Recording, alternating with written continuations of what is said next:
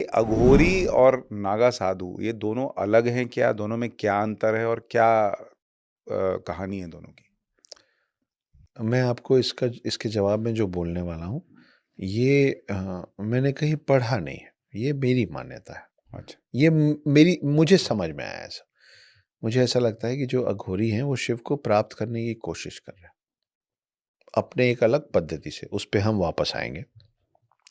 मगर नागा साधु जो हैं, उनको लगता है शिव मुझे प्राप्त है, मैं शिव की सेना हूँ। क्योंकि आदिगुरु शंकराचार्य ने उनको बनाया ही था, आपके मेरे धर्म की रक्षा करने के लिए। उनको 7वीं शताब्दी में ये बात समझ में आई थी कि अभी तक तो शास्त्रार्थ से जीत और हार तय हो जाता है। क्यों? क्योंकि उस समय ये हिंदुस्तान था, कोई और था नहीं ना। तो हम बहस में जिसको ज़्यादा ज्ञान है वो सर्वश्रेष्ठ है, निपट जाता था। तो हमारे शास्त्र काफ़ी थे।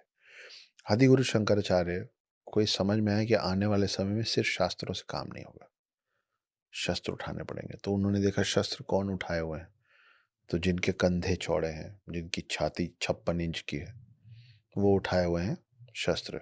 लेकिन उस समय वो लोग जो थे, जो शस्त्र उठाए हुए थे, वो प्रजा के लिए, वो कन्फाइन्ड लैंड है ना, ये मेरा एम्पायर है, मैं इसके लिए लड़ूँगा।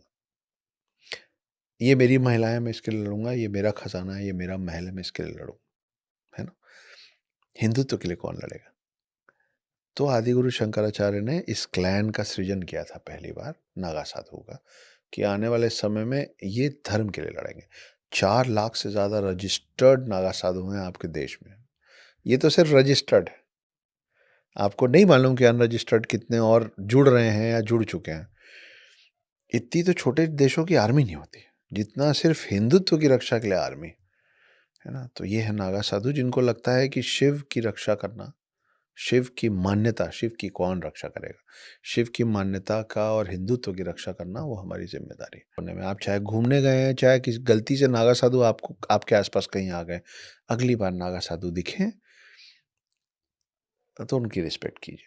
क्योंकि वो आपके और मेरे जन्म के पहले से खड़े हैं हमारे लिए, और आपके और मेरे जाने के बाद आपके और मेरे आने वाले वंशों के लिए, अपने मेरे बच्चों के लिए खड़े रहेंगे हिंदुत्व बचाने के लिए।